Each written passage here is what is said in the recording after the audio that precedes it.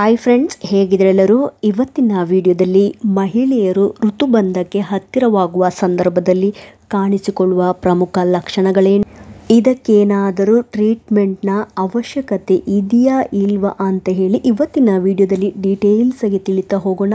So ಹಾಗಾಗಿ ಯಾರೆಲ್ಲ ಇದುವರೆಗೆ ನನ್ನ ಚಾನಲ್ನ ಸಬ್ಸ್ಕ್ರೈಬ್ ಮಾಡಿಲ್ಲ, ಪ್ಲೀಸ್ ಸಬ್ಸ್ಕ್ರೈಬ್ ಮಾಡ್ಕೊಳ್ಳಿ, ಪಕ್ಕದಲ್ಲಿರೋ ಬೆಲ್ಲೈಕನ್ನು ಕೂಡ ಕ್ಲಿಕ್ ಮಾಡ್ಕೊಳ್ಳಿ. ನಿಮ್ಮ ಋತುಬಂಧದ ಹಿಂದಿನ ಕೆಲವು ವರ್ಷಗಳನ್ನು ನಾವು ಪೆರಿಮೆನೋಪಾಸಲ್ ಸ್ಟೇಜ್ ಅಂತ ಕರಿತೀವಿ. ಪೆರಿಮೆನೋಪಾಸಲ್ ಅಂದರೆ ನಿಮ್ಮ ಮೆನೋಪಾಸ್ನ ಸುತ್ತಮುತ್ತಲಿನ ಕೆಲವು ವರ್ಷಗಳಾಗಿರ್ತವೆ. ಈ ಒಂದು ಪೆರಿಮೆನೋಪಾಸಲ್ ಸ್ಟೇಜ್ ನೀವು ಯಾವ ರೀತಿ ಅರ್ಥ ಮಾಡ್ಕೋಬೋದು ಅಂತ ಹೇಳಿದರೆ, ನೀವು ಇನ್ನೇನು ಋತುಬಂಧಕ್ಕೆ ಪ್ರಿಪೇರ್ ಆಗ್ತಾ ಇದ್ದೀರಾ ಅಂಥೇಳಿ ಅರ್ಥ. ಇದು ಸಾಮಾನ್ಯವಾಗಿ 45ರಿಂದ 55 ವರ್ಷದವರೆಗೆ ಇರ್ಬೋದು. ಕೆಲವು ಮಹಿಳೆಯರಿಗೆ ಈ ವರ್ಷಗಳಲ್ಲಿ ಸ್ವಲ್ಪ ಮಟ್ಟಿಗೆ ವೇರಿಯೇಷನ್ ಆಗ್ಬೋದು. ಈ ಒಂದು ಪೆರಿಮೆನೋಪಾಸಲ್ ಸಮಯದಲ್ಲಿ ಅವರ ಹಾರ್ಮೋನ್ಗಳಲ್ಲಿ ವೇರಿಯೇಷನ್ ಆಗ್ಬೋದು, ಅಂದರೆ ಅವುಗಳಲ್ಲಿ ಹೆಚ್ಚು ಕಡಿಮೆ ಆಗ್ಬೋದು. ಇವಾಗ ಸಾಮಾನ್ಯವಾಗಿ ಏನಾಗುತ್ತೆ, ಮುಟ್ಟು ಮತ್ತು ಗರ್ಭ ಧರಿಸುವ ಸಂದರ್ಭದಲ್ಲಿ ಈಸ್ಟ್ರೋಜನ್ ಎಂಬ ಹಾರ್ಮೋನಿನ ಪಾತ್ರ ತುಂಬಾ ಅತಿ ಮುಖ್ಯವಾಗಿರುತ್ತೆ.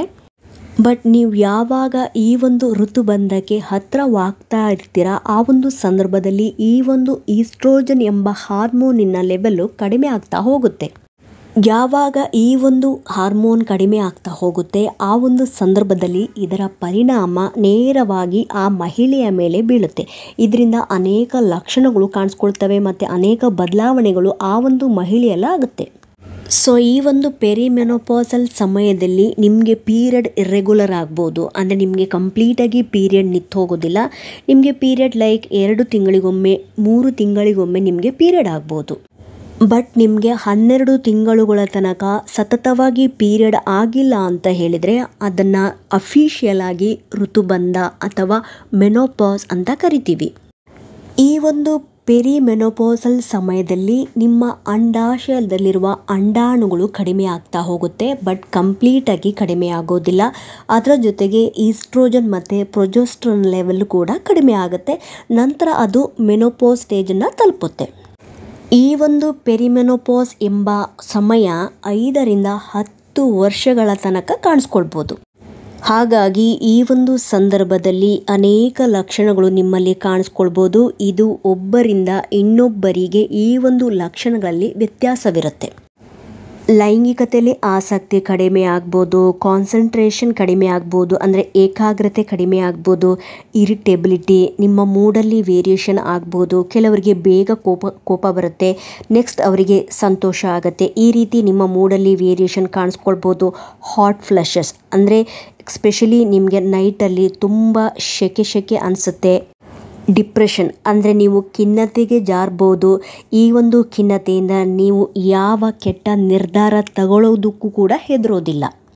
ಎದೆ ಬಡಿತ ಜೋರಾಗ್ಬೋದು ಮತ್ತು ಮನೆಯಲ್ಲಿ ಅಥವಾ ಎಲ್ಲಾದರೂ ಸಣ್ಣ ಪುಟ್ಟ ವಿಷಯಕ್ಕೂ ಗಾಬರಿ ಮತ್ತು ಭಯ ಆಗತ್ತೆ. ಮೊದಲಿನ ಲವಲವಿಕೆ ನಿಮ್ಮಲ್ಲಿ ಇಲ್ಲದಿರಬಹುದು. ನಿದ್ದೆಯೂ ಕೂಡ ನಿಮಗೆ ಸರಿಯಾಗಿ ಮಾಡಲು ಆಗದೆ ಇರ್ಬೋದು, ತುಂಬ ಸುಸ್ತು ಕಾಣಿಸ್ಕೊಳ್ಬೋದು. ಇದರ ಜೊತೆಗೆ ವಿಪರೀತ ತಲೆನೋವು ಕೂಡ ಕಾಣಿಸ್ಕೊಳ್ಬೋದು. ಅಜೀರ್ಣದ ಸಮಸ್ಯೆ ಕಾಣಿಸ್ಕೊಳ್ಬೋದು. ವಜನಲ್ ಡ್ರೈನೆಸ್ ಅಂದರೆ ಯೋನಿಯ ಡ್ರೈನೆಸ್ ಕಾಣಿಸ್ಕೊಳ್ಬೋದು. ವೆಯ್ಟ್ ಗೇನ್ ಆಗ್ಬೋದು. ಜಾಯಿಂಟ್ ಪೇನ್ ಕಾಣಿಸ್ಕೊಳ್ಬೋದು, ಲೈಕ್ ಆಸ್ಟಿಯೋಪೊರೋಸಿಸ್ ಅಂತ ಹೇಳ್ತೀವಿ. ಚಿಲ್ಸ್ ಅಂದರೆ ಚಳಿ ಕಾಣಿಸ್ಕೊಳ್ಬೋದು. ನಿಮ್ಮ ಹೇರ್ ತುಂಬ ತೆಳುವಾಗ್ಬೋದು. ಅದರ ಜೊತೆಗೆ ನಿಮ್ಮ ಸ್ಕಿನ್ ಕೂಡ ತುಂಬ ಡ್ರೈ ಆಗ್ಬೋದು. ಡ್ರೈ ಐ, ಫ್ರೀಕ್ವೆಂಟ್ ಯುರಿನೇಷನ್ ಅಂದರೆ ನಿಮಗೆ ಪದೇ ಪದೇ ಯೂರಿನ್ ಪಾಸ್ ಮಾಡಬೇಕು ಅಂತ ಅನಿಸುತ್ತೆ. ಇನ್ನು ಕೆಲವರಲ್ಲಿ ಏನಾಗುತ್ತೆ, ಈ ಒಂದು ಖಿನ್ನತೆಗೆ ಜಾರಿರುವ ಸಂದರ್ಭದಲ್ಲಿ ಆತ್ಮಹತ್ಯೆ ಮಾಡ್ಕೋಬೇಕು ಅಂತಲೂ ಕೂಡ ಅನಿಸ್ಬೋದು. ಈ ರೀತಿಯ ಖಿನ್ನತೆ ಅವರಿಗೆ ಕಾಡುತ್ತೆ. ಇನ್ಫೆಕ್ಷನ್ ಲೈಕ್ ನಿಮ್ಮ ಯೋನಿಯಲ್ಲೂ ಇನ್ಫೆಕ್ಷನ್ ಕಾಣಿಸ್ಕೊಳ್ಬೋದು. ಮೆಮೊರಿ ಲ್ಯಾಪ್ಸಸ್ ಅಂದರೆ ನಿಮ್ಮ ನೆನಪಿನ ಶಕ್ತಿ ಕೂಡ ಕಡಿಮೆ ಆಗ್ಬೋದು. ಇನ್ನು ಕೆಲವರಿಗೆ ಡೌಟ್ ಇರುತ್ತೆ, ಈ ಒಂದು ಪೆರಿಮೆನೋಪಾಸಲ್ ಸಮಯದಲ್ಲಿ ಪ್ರೆಗ್ನೆಂಟ್ ಆಗ್ತಾರಾ ಅಂತ ಹೇಳಿ. ಎಸ್, ಯಾಕಂತ ಹೇಳಿದರೆ ನಿಮಗೆ ಈ ಒಂದು ಸಂದರ್ಭದಲ್ಲಿ ನಿಮ್ಮ ಪೀರಿಯಡ್ ಇರ್ರೆಗ್ಯುಲರ್ ಇರುತ್ತೆ, ಆವಾಗ ಓವ್ಯುಲೇಷನ್ ಕೂಡ ಆಗುತ್ತೆ. ಸೊ ಹಾಗಾಗಿ ಈ ರೀತಿ ಆಗೋದ್ರಿಂದ ನೀವು ಈ ಒಂದು ಸಂದರ್ಭದಲ್ಲಿ ಕಾಂಟ್ಯಾಕ್ಟ್ ಇಟ್ಕೊಂಡ್ರೂ ಕೂಡ ಪ್ರೆಗ್ನೆಂಟ್ ಆಗುವ ಚಾನ್ಸಸ್ ಇರುತ್ತೆ. ಸೊ ನೀವು ಇದನ್ನು ತಪ್ಪಿಸ್ಲಿಕ್ಕೋಸ್ಕರ ಗರ್ಭ ನಿರೋಧಕ ವಿಧಾನವನ್ನು ಪಾಲಿಸಬೇಕಾಗುತ್ತೆ.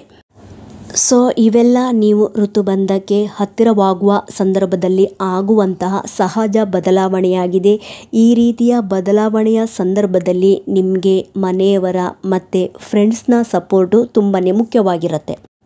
ಈ ಒಂದು ಮೆನೋಪಾಸ್ ಅಥವಾ ಋತುಬಂಧದ ನಂತರ ನಿಮ್ಮ ಬಾಡಿ ತನ್ನಷ್ಟಕ್ಕೆ ತಾನೇ ಈ ಒಂದು ಸಿಸ್ಟಮ್ಗೆ ಅಡ್ಜಸ್ಟ್ ಆಗ್ತಾ ಹೋಗುತ್ತೆ. ಈ ಒಂದು ಸೂಕ್ಷ್ಮ ಬದಲಾವಣೆ ಕೆಲವರಿಗೆ ಯಾವುದೇ ರೀತಿಯ ಸಮಸ್ಯೆ ಆಗದೆ ನಾರ್ಮಲ್ ಆಗಿ ಎಂಡ್ ಆಗುತ್ತೆ. ಅಂದರೆ ಈ ಒಂದು ಬದಲಾವಣೆಯನ್ನು ಅವರು ಎದುರಿಸಲು ಶಕ್ತರಾಗಿರ್ತಾರೆ. ಆದರೆ ಇನ್ನು ಕೆಲವರು ಸೂಕ್ಷ್ಮ ಸ್ವಭಾವದ ಮಹಿಳೆಯರಿಗೆ ಈ ಒಂದು ಬದಲಾವಣೆಯನ್ನು ಎದುರಿಸಲು ತುಸು ಕಷ್ಟ ಆಗ್ಬೋದು. ಅಂಥವರಿಗೆ ಹಾರ್ಮೋನ್ ರೀಪ್ಲೇಸ್ಮೆಂಟ್ ಥೆರಪಿ ಅಂದರೆ ಏನು ಹಾರ್ಮೋನ್ ಕಡಿಮೆ ಇರುತ್ತೆ, ಅಂದರೆ ಈಸ್ಟ್ರೋಜನ್ ಲೆವೆಲ್ ಅವರಲ್ಲಿ ಕಡಿಮೆ ಇರುತ್ತೆ ಅಲ್ಲ, ಈ ಒಂದು ಈಸ್ಟ್ರೋಜನನ್ನು low dose of oestrogen replace ಮಾಡ್ತಾ ಬರಬೇಕಾಗತ್ತೆ. ಈ ರೀತಿ ಮಾಡೋದ್ರಿಂದ ಅವರಲ್ಲಿ ಸಿಂಪ್ಟಮ್ಸ್ಗಳು ಕಡಿಮೆಯಾಗಿ ಅವರು ಮಾಡುವಂತಹ ಡೈಲಿ ಆ್ಯಕ್ಟಿವಿಟೀಸನ್ನು ಯಾವುದೇ ರೀತಿ ತೊಂದರೆ ಆಗದಂತೆ ಅವ್ರು ಮಾಡ್ಬೋದು. ಈ ಒಂದು ಹಾರ್ಮೋನ್ ರೀಪ್ಲೇಸ್ಮೆಂಟ್ ಥೆರಪಿ ಮಾಡುವಕ್ಕಿಂತ ಮುಂಚೆ ಜನರಲ್ ಟೆಸ್ಟ್ಗಳನ್ನು ಮಾಡ್ತಾರೆ. Body function, liver, heart function normal ಆಗಿದೆಯಾ ಇಲ್ಲ ಅಂತೇಳಿ ನೋಡ್ತಾರೆ. ಇದರ ಜೊತೆಗೆ ಬ್ರೆಸ್ಟ್ ಸ್ಕ್ಯಾನು, ಅಲ್ಟ್ರಾಸೌಂಡ್, ಅಬ್ಡಾಮಿನ್ ಮತ್ತು ಪೆಲ್ವಿಸ್ ಸ್ಕ್ಯಾನ್ ಕೂಡ ಮಾಡ್ತಾರೆ. ಬ್ಲಡ್ ಟೆಸ್ಟ್ಗಳನ್ನು ಕೂಡ ಮಾಡ್ಬೋದು. ನಿಮ್ಮ ಥೈರಾಯ್ಡ್ ಪ್ರೊಫೈಲ್ ಯಾವ ರೀತಿ ಇದೆ ಇಲ್ಲ ಅಂಥೇಳಿ ನೋಡ್ತಾರೆ. ಇವೆಲ್ಲ ನಾರ್ಮಲ್ ಇದೆಯಾ ಇಲ್ಲ ಅಂತ ಹೇಳಿ ನೋಡಿ ಇದರ ನಂತರ ನಿಮಗೆ ಲೋ ಡೋಸ್ ಆಫ್ ಹಾರ್ಮೋನ್ ಕೊಟ್ಟು ನಿಮ್ಮ ಸಿಂಪ್ಟಮ್ಸ್ಗಳಲ್ಲಿ ಯಾವ ರೀತಿಯ ಸುಧಾರಣೆ ಕಾಣ್ತಾ ಇದೆಯಾ ಇಲ್ಲ ಅಂತ ಹೇಳಿ ಅಬ್ಸರ್ವ್ ಮಾಡ್ತಾರೆ. ಈ ರೀತಿ ನಿಮ್ಮ ಸಿಂಪ್ಟಮ್ಸಲ್ಲೂ ಕೂಡ ಕಡಿಮೆ ಆಗ್ತಾ ಹೋದಂಗೆ ಡೋಸೇಜನ್ನು ಕೂಡ ಕಡಿಮೆ ಮಾಡ್ತಾ ಹೋಗ್ತಾರೆ.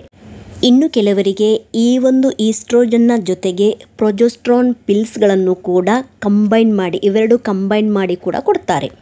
ಒಂದು ವೇಳೆ ಈ ಒಂದು ಹಾರ್ಮೋನ್ ರೀಪ್ಲೇಸ್ಮೆಂಟ್ ಥೆರಪಿಯಲ್ಲಿ ನೀವು ಇದ್ದಾಗ ಅಂಡರ್ ಡಾಕ್ಟರ್ ಸೂಪರ್ವಿಷನಲ್ಲಿ ನೀವು ಇರಬೇಕಾಗತ್ತೆ.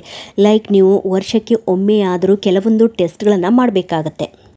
ಅಂದರೆ ನೀವು BP ಚೆಕ್ ಮಾಡಬೇಕಾಗತ್ತೆ, ಡಯಾಬಿಟೀಸ್ ಮತ್ತು ಪ್ಯಾಪ್ಸ್ಮಿಯರ್ ಟೆಸ್ಟ್ ಇವುಗಳನ್ನು ಕಂಟಿನ್ಯೂಸ್ ಆಗಿ ವರ್ಷಕ್ಕೆ ಒಮ್ಮೆ ಆದರೂ ನೀವು ಫಾಲೋಅಪ್ ಮಾಡ್ತಾ ಇರಬೇಕಾಗತ್ತೆ. ಒಂದು ವೇಳೆ ನಿಮಗೆ ಫೈನಲ್ ಆಗಿ ನಾನೀಗ ನಾರ್ಮಲ್ ಆಗಿದ್ದೀನಿ ಅಂತ ಹೇಳಿದರೆ ನಿಮಗೆ ಜನರಲಿ ಆಗಿ ಈ ಒಂದು ಟ್ರೀಟ್ಮೆಂಟನ್ನು ಕೂಡ ಸ್ಟಾಪ್ ಮಾಡ್ಬೋದು. ಇದಲ್ಲದೆ ನೀವು ಯಾವ ರೀತಿ ಫುಡ್ಗಳನ್ನು ತಿನ್ಬೋದು, ಬ್ಯಾಲೆನ್ಸ್ಡ್ ಫುಡ್ಗಳನ್ನು ತಿನ್ಬೋದು. ಅಂದರೆ ಒಳ್ಳೆಯ ಕಾರ್ಬೋಹೈಡ್ರೇಟ್ ಇರುವಂಥ ಫುಡ್ಗಳು ಮತ್ತು ಒಳ್ಳೆಯ ಗುಡ್ ಫ್ಯಾಟ್ ಇರುವಂಥ ಫುಡ್ಗಳನ್ನು ನೀವು ತಿನ್ಬೋದು. ಮತ್ತು ನಿಮ್ಮ ಹೆಲ್ತಿ ವೆಯ್ಟ್ ಗೇನನ್ನು ನೀವು ಮೇಂಟೈನ್ ಮಾಡಬೇಕಾಗತ್ತೆ. ನಿಮ್ಮ ಸ್ಲೀಪನ್ನು ಇಂಪ್ರೂವ್ ಮಾಡಬೇಕಾಗತ್ತೆ. ಆದಷ್ಟು ನೀವು ಸ್ಟ್ರೆಸ್ ಫ್ರೀ ಆಗಿರಬೇಕಾಗತ್ತೆ. ತುಂಬ ಟೆನ್ಷನನ್ನು ಮಾಡ್ಕೋಬಾರ್ದು. ರೆಗ್ಯುಲರ್ ಎಕ್ಸಸೈಸು, ಮೆಡಿಟೇಷನ್, ಯೋಗ ಇವುಗಳನ್ನು ಅಭ್ಯಾಸ ಮಾಡ್ಕೋಬೋದು. ವಾಕಿಂಗ್ ಕೂಡ ಹೋಗ್ಬೋದು. ಸಂಜೆ ಹೊತ್ತು ನೀವು ಏನಾದರೂ ಬ್ಯಾಡ್ ಹ್ಯಾಬಿಟ್ಸ್ ಇದ್ದರೆ ಲೈಕ್ ಆಲ್ಕೋಹಾಲ್, ಸ್ಮೋಕಿಂಗ್ ಇವುಗಳನ್ನು ಅವಾಯ್ಡ್ ಮಾಡಬೇಕಾಗತ್ತೆ. ಕೆಲವು ಸಪ್ಲಿಮೆಂಟ್ಸ್ಗಳು ಬೇಕಾಗುತ್ತೆ. ಲೈಕ್ ಕ್ಯಾಲ್ಶಿಯಂ ಇರ್ಬೋದು, protein, multivitamin, zinc, vitamin C, vitamin D ಇವುಗಳು ನಿಮಗೆ ರೆಗ್ಯುಲರ್ ಆಗಿ ಬೇಕಾಗ್ಬೋದು. ಕೆಲವೊಂದು ನೀವು ನ್ಯಾಚುರಲ್ ಆಗಿ ಪಡಿಬೋದು. ಒಂದು ವೇಳೆ ನಿಮಗೆ ವಿಟಮಿನ್ D ಡಿಫಿಷಿಯನ್ಸಿ ಇದ್ದರೆ ನೀವು ಸೂರ್ಯನ ಬಿಸಿಲಿಗೆ ನಿಮ್ಮ ಮೈಯನ್ನು ಕೂಡ ಒಡ್ಬೋದು. ನಿಮ್ಮ ಆಹಾರ ಕ್ರಮದಲ್ಲೂ ಕೂಡ ಮಲ್ಟಿ ವಿಟಮಿನ್ಸ್ಗಳಿರುವಂತೆ ನೋಡ್ಕೋಬೇಕಾಗತ್ತೆ. ಇದರ ಜೊತೆಗೆ ಫ್ಯಾಮಿಲಿ, ಫ್ರೆಂಡ್ಸ್ನ ಸಪೋರ್ಟ್ ಕೂಡ ಬೇಕಾಗುತ್ತೆ. ಇನ್ನೊಂದು ಅಂಶ ನೀವಿಲ್ಲಿ ನೆನಪಿಟ್ಕೋಬೇಕು, ಈ ಒಂದು ಹಾರ್ಮೋನ್ ರೀಪ್ಲೇಸ್ಮೆಂಟ್ ಥೆರಪಿಯಲ್ಲಿ ಎಷ್ಟು ಬೆನಿಫಿಟ್ಸ್ಗಳಿದೆ, ಇದರಲ್ಲೂ ಕೂಡ ಕೆಲವೊಂದು ಸೈಡ್ ಎಫೆಕ್ಟ್ ಕೂಡ ಇರುತ್ತೆ. ಹಾಗಾಗಿ ನಿಜವಾಗ್ಲೂ ಯಾರಿಗೆ ಇದರ ಅವಶ್ಯಕತೆ ಇದೆ ಅಂಥವರು ಮಾತ್ರ ಮಿತವಾಗಿ ತೆಗೆದುಕೊಂಡ್ರೆ ಇದರಿಂದ ಆಗುವ ತೊಂದರೆಯಿಂದ ಪಾರಾಗ್ಬೋದು. ಇನ್ನೊಂದು ಅಂಶ, ಇಲ್ಲಿ ತುಂಬ ಏನಾದರೂ ಡಿಪ್ರೆಷನ್ಗೆ ಹೋದರೆ ಅಂಥವರಿಗೆ ಆ್ಯಂಟಿ ಡಿಪ್ರೆಸೆನ್ಸ್ ಮೆಡಿಸಿನ್ ಕೂಡ ಕೊಡ್ಬೋದು. ಇನ್ನು ಕೆಲವರಿಗೆ ಗರ್ಭ ನಿರೋಧಕ ಮಾತ್ರೆಗಳನ್ನು ಕೂಡ ಕೊಡ್ಬೋದು. ಯೋನಿಯ ಡ್ರೈನೆಸ್ ತುಂಬ ಇದ್ದರೆ ವೆಜೈನಲ್ ಕ್ರೀಮ್ ಕೂಡ ಕೊಡ್ಬೋದು.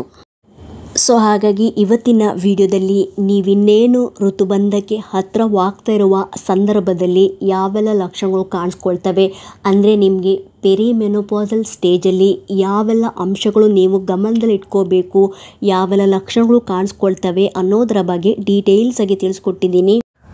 ಸೊ ಹಾಗಾಗಿ ಈ ವಯಸ್ಸುಗಳಲ್ಲಿ ನಾನು ಹೇಳಿದ ಕೆಲವೊಂದು ಲಕ್ಷಣಗಳು ಕಂಡುಬಂದು ನಿಮಗೆ ಸಹಿಸಲಿಕ್ಕೆ ಕಷ್ಟ ಆಗ್ತಿದೆ ಅಂತ ಹೇಳಿದರೆ ಒಮ್ಮೆ ಡಾಕ್ಟರ್ನ ಕನ್ಸಲ್ಟ್ ಮಾಡಿ ವಿಚಾರಿಸಬೇಕಾಗಿದೆ.